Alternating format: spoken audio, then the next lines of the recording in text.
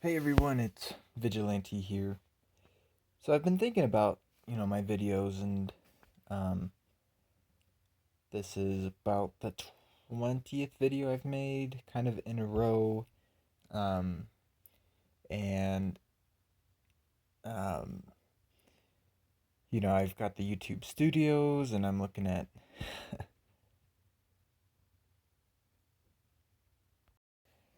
those analytics and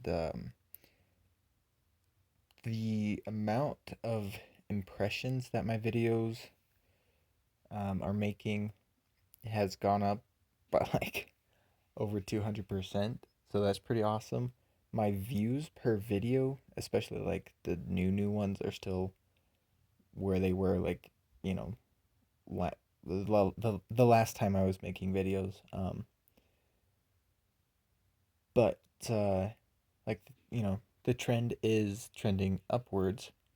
So I'm excited about that.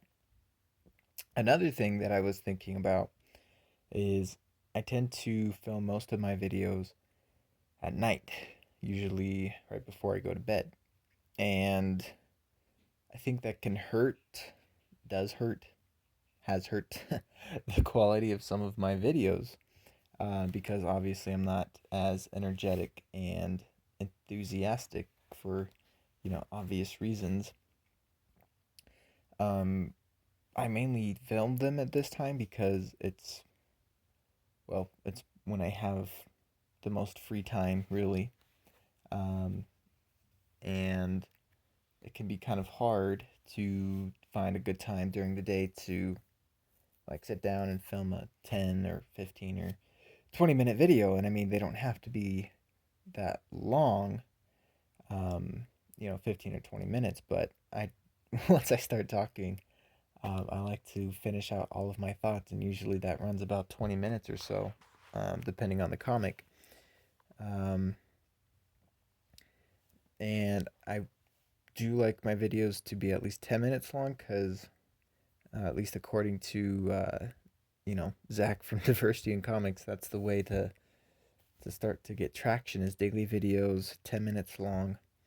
And so that's my goal. And I don't always hit that, especially like the per daily videos, but that's what I'm aiming for. So I guess I'll try to film more during the day,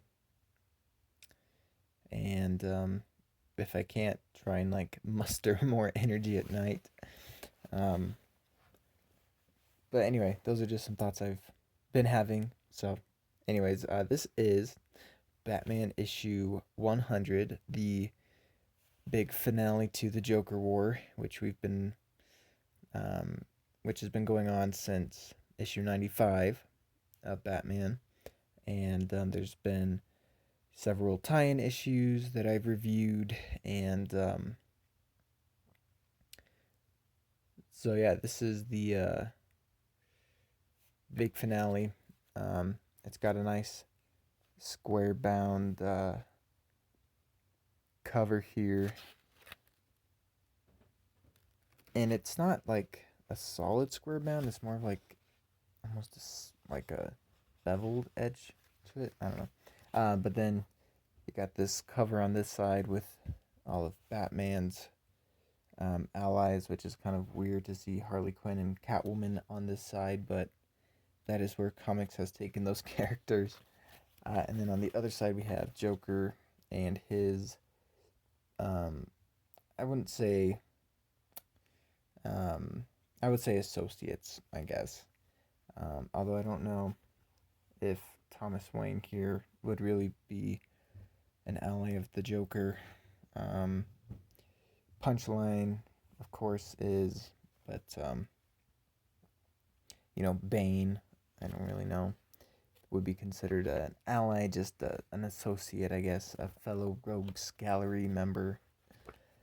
Um, so between issue 99 and this issue, we got the Joker Warzone, and that didn't really like add a whole lot to the Joker War storyline per se.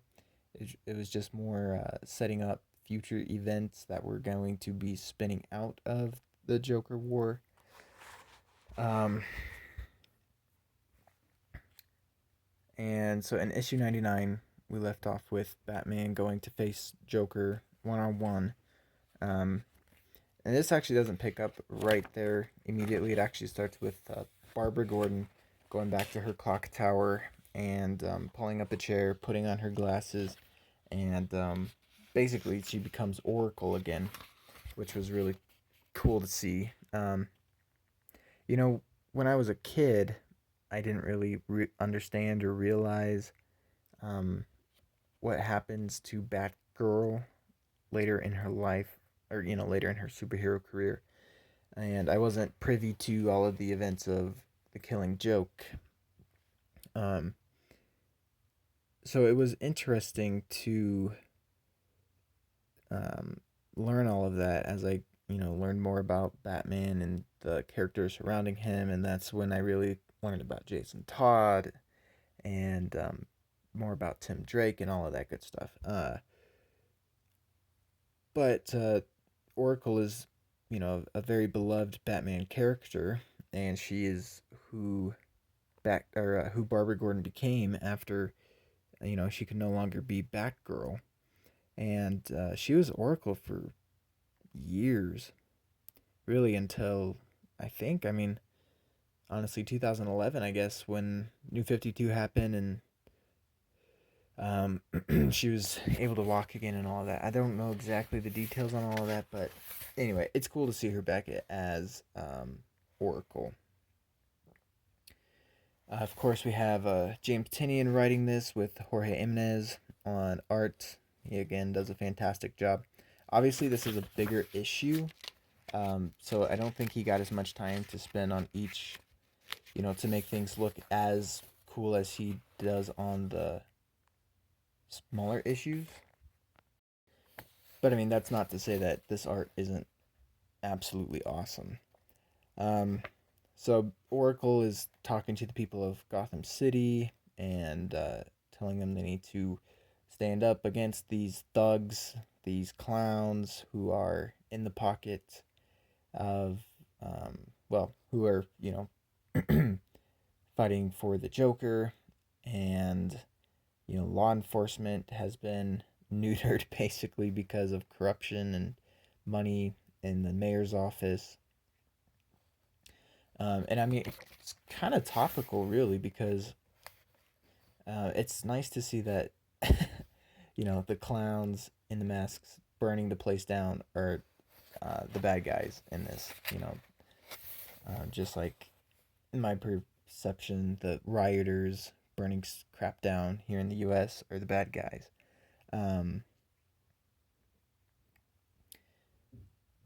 So anyway, that's where this starts, and you get some of the Bat family here. Signal, Batwoman, Spoiler, and maybe Orphan is here. Yeah, it looks like that's her right there. Red Hood, Tim Drake, and that's a really cool panel right there. And then Clown Hunter is here in this too. And then you get Nightwing here, and again, the whole city's basically on fire. And again, it's so good to see Nightwing back or Dick Grayson back as Nightwing. It's so cool. And Barbara Gordon says that too. And it's great to see you back in blue. And they have a little bit of banter here, old pals.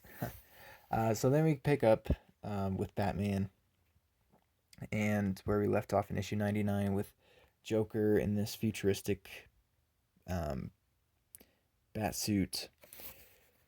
And they have this whole fight here, and while they're fighting, they're having this like battle of ideas, basically, where Joker is like, you know, you think that the city wants you, and they don't, and how stupid Batman is for dressing up and trying to be this symbol. And Batman keeps telling him to shut up, and you know, then Joker starts in with, you failed all those orphans that you're collecting, and um, so yeah, they're kind of having this um, all-out brawl, basically. Um, and I don't know if Joker would really be doing this much damage to Batman. I mean, maybe because Batman can't predict anything that the Joker's gonna do. He's more of a threat, but anyway, Batman shuts off the lights to give him more of an advantage, and Joker's like, "You of all people should know, bats can see in the dark." And Batman comes up and he's like, "You're not a bat." And he just nice left cross right there. So Joker detonates a bomb, I guess, and Punchline, who is waiting for that as her signal, is like, "What? It's not time yet." Um, that's not going according to plan. And she turns around and Nightwing's there, and he's just so casual. He's like, "I know a song that sounds like that. Hi, name's Nightwing. We haven't met. Not really. I've been out of town for a bit." And he just simply states, "You're going to prison tonight. You're going to stay in prison for the rest of your life." Yeah. um, so, more fighting between Joker's goons and the Bat family. And Zach pointed this out. It's nice to see, it's cool to see the Bat family here all together. And it's cool to see them fighting. But it's also cool that this doesn't turn into a Bat family story. And immediately we get back to just Batman fighting the Joker. And yeah, after all, this is Batman, not Batman and Family. um, so yeah, I mean, the artwork through here is still great. Joker is, just um, teasing Bruce about all of his dreams, about a Gotham where he could, wear this suit and be a symbol of hope instead of a symbol of vengeance. And he's like, basically, you're so stupid for believing in something like that. And somehow the Joker gets Batman pinned, and he's, about to take this battering to him. And he's like, "You won't even look like Bruce Wayne anymore when I'm done carving you up." And then there's a blam, and Harley Quinn is here, and I guess she shot his freaking eye out. And then this part was really interesting. She gives Batman this ultimatum where she's like, "You have a choice. Either you're gonna let me blow up, or you're gonna let Joker blow up." So she straps a bomb to herself, straps a bomb to Joker, and then just walks away. And this scene was really cool. Joker's like, or Batman's like, "If you were smart, you would pick the pockets of that suit, and you would be able to disarm the bomb with the tools that you, the bomb can be disarmed by the tools that were in that bat suit." And Joker's like, "No, that's not how this works. You're gonna have to save me yourself. Yeah, you're gonna have to save me yourself. You're not going to risk my dying and leave your butler's body to roast with me." And then they just have this staring contest right here. This just exchange of looks, and then Batman just walks away. Joker, "Wait, where are you going?" "Batman, come back here." And I thought that was really, really cool. It's like Batman, has learned to let go, or at least he's letting go in this sense. And he's choosing to save Harley instead of Joker, instead of Alfred's, decaying body. He's letting go kind of this past, and not that Harley's his future, but Batman is making a choice here. And so Joker's bomb goes off, and then we see the next thing we see is Harley waking up in the hospital. Batman's there, and they just kind of have this moment. of reflection, I guess. And that's, basically Batman's like, this is a chance for Gotham to be a new city. We've stopped the war, um, and we can come back from this and we can be even better. Um,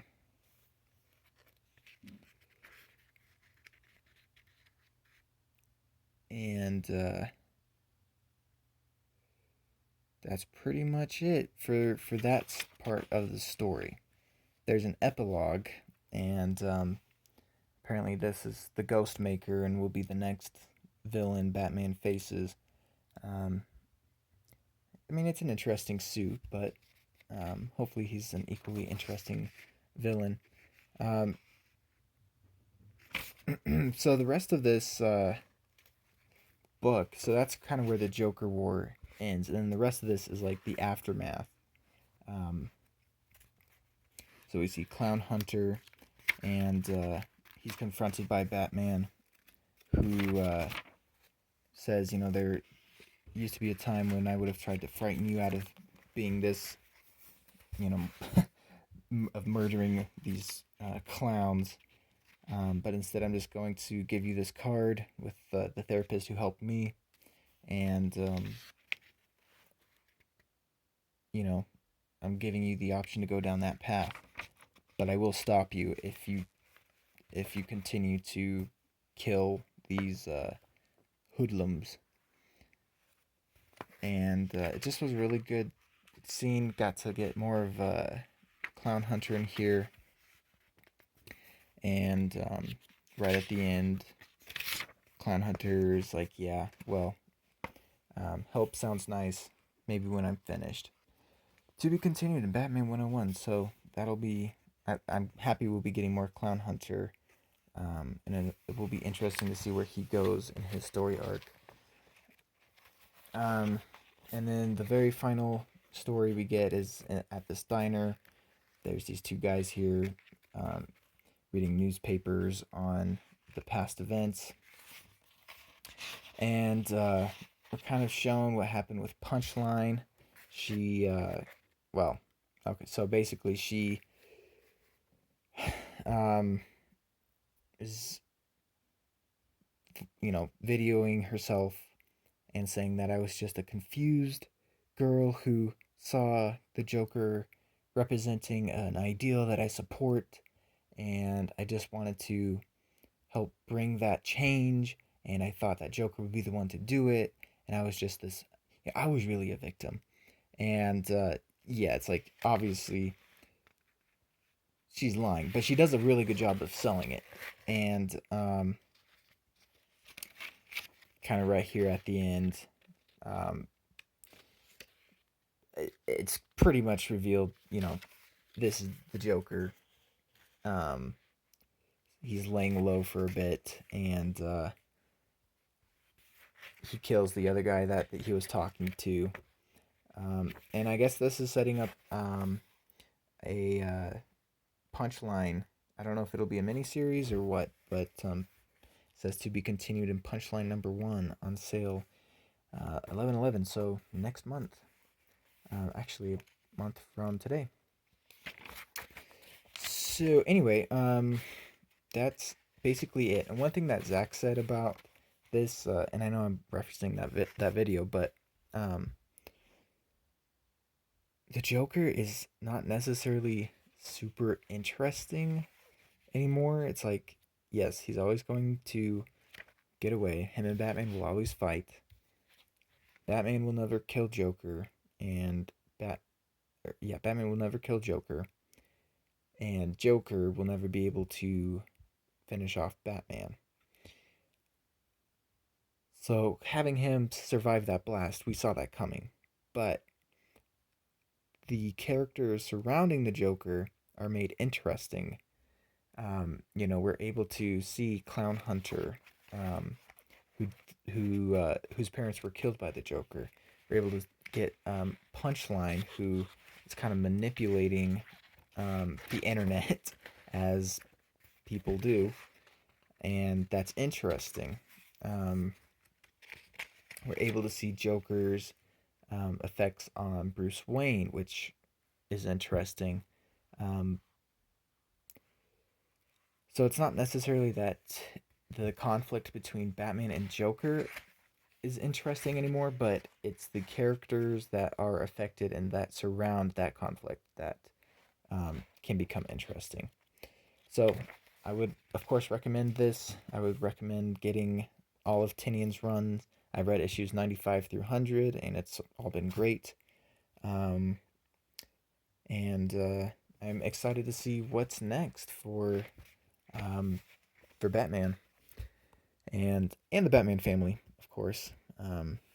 So, anyways, thank you guys so much for watching. If you got this, let me know what you thought of this, um, what you're excited for, what you think the next storyline will be, and that's uh, that's pretty much it for this video. Thanks for watching.